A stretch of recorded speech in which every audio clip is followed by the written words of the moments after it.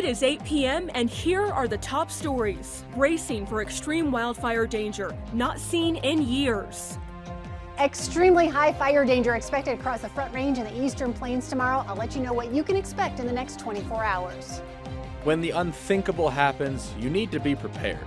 I was just completely panicked, but you shouldn't let your disbelief get in the way of acting rationally. A Marshall Fire survivor shares her lessons learned should others be forced to also evacuate. Grabbing a few mementos and things that are important to you is very helpful for your life after what happened. If you lose your home.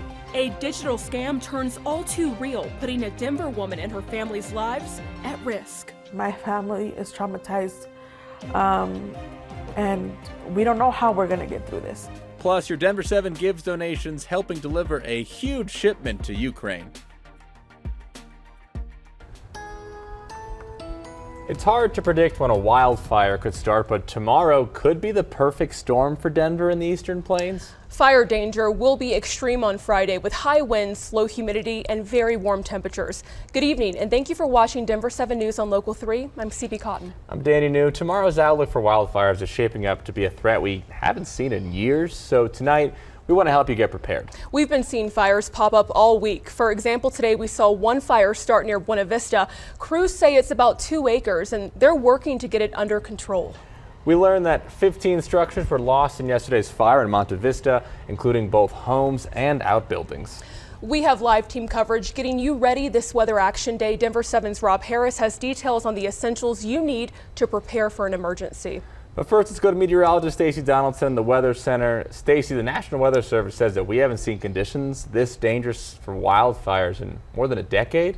That's right. Our temperatures are going to be very high, the humidity levels very low, and the winds also gusty. So we have extreme high fire danger for tomorrow. The weather conditions that influence that behavior, of course, are the winds, the hot weather, and the dry air. And we have all of that tomorrow. So we have extreme and critical fire danger here from Denver across the Eastern Plains.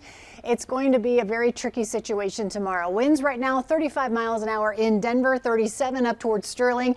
It is breezy and gusty here across the state, but tomorrow we're going to take it up a notch. Those winds will be around 65 miles an hour, and our humidity levels will not be in the 20 and 30 percentiles. We're actually going to have them between 5 and 10%. So it will be very dry across the state. Our highs in the low to mid 80s here, 90s for the plains and southeastern Colorado, with 50s and 60s for the high country. Now, red flag warning in effect for tomorrow all across the eastern half of the state, along with a high wind warning for tomorrow as well. Those winds could be gusting up to 65 miles an hour. So coming up, we'll talk more about what you can expect tomorrow and also the big changes coming for our upcoming weekend in a few minutes. Thank you, Stacy. And with that threat of wildfires comes the potential for homes getting damaged, which means it's important to be ready to leave at a moment's notice. Denver 7's Rob Harris spoke with victims of the Marshall Fire about the hard lessons they learned. He joins us now live in the newsroom. Rob? Yeah, so we're not out here to make you overly fearful going into tomorrow, but we do want you to be ready. With extreme fire danger conditions tomorrow, we sat down with a survivor of the Marshall Fire to ask her what she wishes she would have known before she had to evacuate. And here are a few of the big takeaways she shared with us. I'm Tanya Summeru. I'm a Marshall Fire survivor. I lost my home in Louisville, Colorado. The thing I wish I did is, I've heard the advice that you should go around and videotape everything in your house. And when you go to make your insurance claim, it actually is pretty hard to remember all the things that you had in your house. So it would be pretty easy to go through with your phone and video all your tools in the garage and the little things in the cabinets that you forget. It'll help you remember what's there. I'm so glad when I evacuated my house that I grabbed some of my children's stuffies and their baby blankets. They keep telling me how happy they are to have them, and they keep pointing them out as something that came from our house before it burned. If the worst comes to pass, you know, you'll be okay eventually. Be sensible and take caution and just be ready.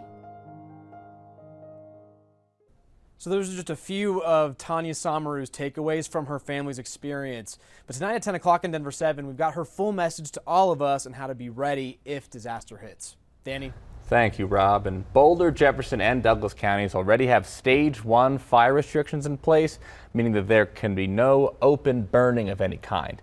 And meanwhile, Arapahoe County has stage 2 fire restrictions in place, which prohibits campfires, and even barbecues. And if you smoke, that is only allowed inside an enclosed space with no vegetation.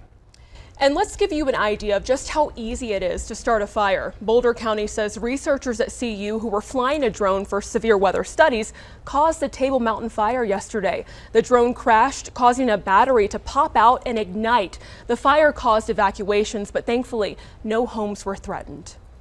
And Boulder deputies have also determined someone started the NCAR fire near the Bear Canyon Trail. But that's about it. Despite receiving more than 20 tips and interviewing potential witnesses, the sheriff's office has not been able to identify a suspect. And then with the Duck Pond fire that started this weekend in Eagle County near Gypsum, that was also started by someone, but deputies aren't saying exactly how. That fire burned 95 acres and scorched some campsites and is now 100% contained. And our digital team has put together an in-depth article on the extreme fire danger. You can find it on thedenverchannel.com. Tomorrow, Governor Jared Polis and state fire officials will give an update on the wildfire outlook for the rest of the year.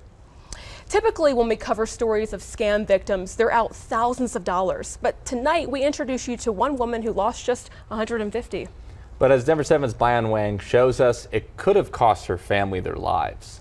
¿Por qué andaba ahí atrás? Dile, si esta es propiedad privada. What were you doing here if it's private property? It's this moment that has left this family traumatized. A man they've never seen, armed with 2 guns, looking for a Jessica, showing up to their home Thursday.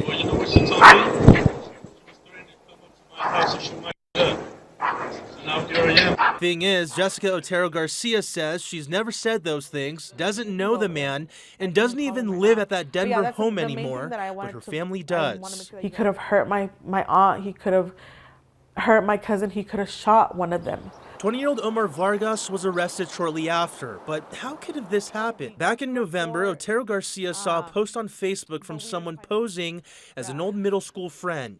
And she's like, oh yeah, I'm here. I'm giving away money to teen moms to help them out.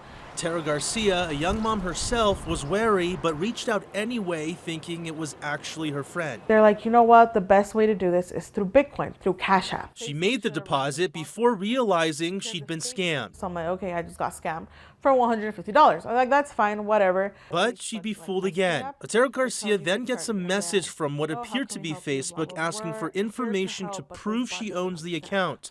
So she ended up providing her email, phone number, and eventually her driver's license. Suddenly, she's locked out. Then the next day, I start getting messages from my family like, hey, why are you posting this?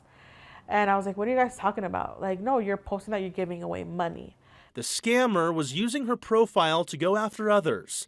Then Thursday came around. They're traumatized. My family is traumatized. And we don't know how we're going to get through this. Otero Garcia says police told her that the suspect was also a victim of the scam and came for his money. According to DPD, Vargas is being charged for felony menacing with a weapon. As for the scammers, they're probably looking for their next victim. Denver 7, Bayan Wang. That is really scary. And meanwhile, Otero Garcia's hacked account is still active on Facebook. We reached out to Facebook to ask why it hasn't been removed despite multiple requests over the course of 5 months. But sadly, we too got no reply. And today, President Biden announced the U.S. is sending another $800 million to help Ukraine fight back against Russia. The U.S. Treasury is also sending another $500 million to help bolster Ukraine's weakened economy. Nearly 1,000 people are still hiding out at a steel plant in the city of Mariupol. The city's mayor says attempts at a ceasefire failed, and those citizens are unable to evacuate. Russia claims the Kremlin has ordered forces not to storm the plant. So last week, we introduced you to a group of military veterans from Colorado who were preparing a special donation of medical supplies and an ambulance for Ukraine, but they didn't have enough money to get it there until we opened it up to our Denver 7 Gives Fund for viewers to donate to. Combined with the group Ukrainians of Colorado, we raised $6,500 for the trip, which is enough money for the veterans to leave next week and get the ambulance and supplies to Ukraine. So hey, good job, everybody. Extremely high winds expected for the Front Range and the Eastern Plains tomorrow, along with red flag warnings for high fire danger. We'll talk about all the details and what you need to know coming up. After a Boulder musician lost it all in the Marshall Fire, playing music seemed like a distant memory. Records, drums, recording equipment, cymbals that aren't made anymore. Thankfully, Denver 7 Gives is rewriting the future. And Governor Polis pushing for a plan today to be better prepared for the next pandemic. In thoughtfully incorporating the lessons of the last 2 years into policies that will prevent future emergencies.